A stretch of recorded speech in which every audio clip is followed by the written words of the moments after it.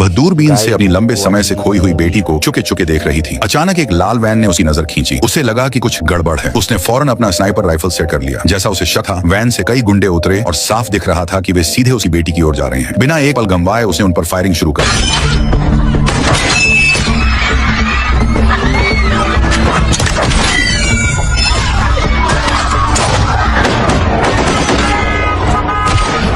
अफरा तफरी में उसने देखा कि एक टैटू वाला आदमी ने उसकी बेटी को पकड़ लिया। उसने गोली चलाने की कोशिश की, लेकिन आखिरी सेकंड में एक बस उसकी निशानेबाजी की लाइन में आ गई। मजबूरन उसने राइफल फेंकी और उसकी तरफ दौड़ पड़ी। एक हिटमैन ने उसे रोकने की कोशिश की, लेकिन उसने कार से उसे टक्कर मार दी।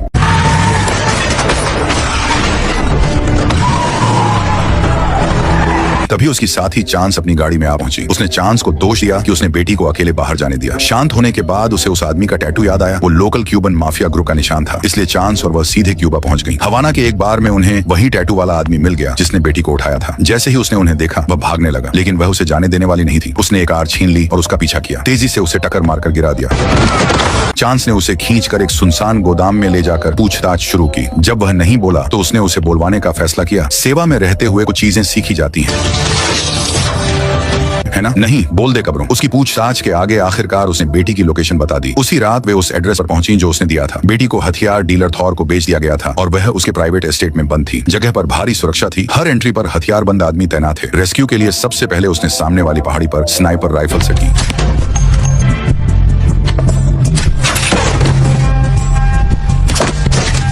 बाहरी गार्ड्स को खत्म करने के बाद वे एस्टेट में घुसी। चांस ने उसे कवर दिया और वह अपनी बेटी को एक सिक्योर रूम में बंद पाकर पहुंची। लेकिन चूंकि बेटी ने कभी उसे नहीं देखा था और नहीं जानती थी कि वह उसकी मां है, वह डर गई। जब तक उसने चांस को नहीं देखा और उसके पास नहीं दौड़ पड़ी। तब वे चांस और बेटी के साथ भाग सकती थी, लेकिन उसे पता था कि जब तक थॉर जिंदा है, बेटी कभी सुरक्षित नहीं रहेगी। इसलिए वह मुड़ी और सीधे थॉर के कंपाउंड की तरफ बढ़ गई। थॉर को अंदाजा भी नहीं था कि क्या आने वाला है। घमंडी और बहुत आत्मविश्वासी, वह सोचता था कि बंदूक लहराकर सब कंट्रोल कर लेगा।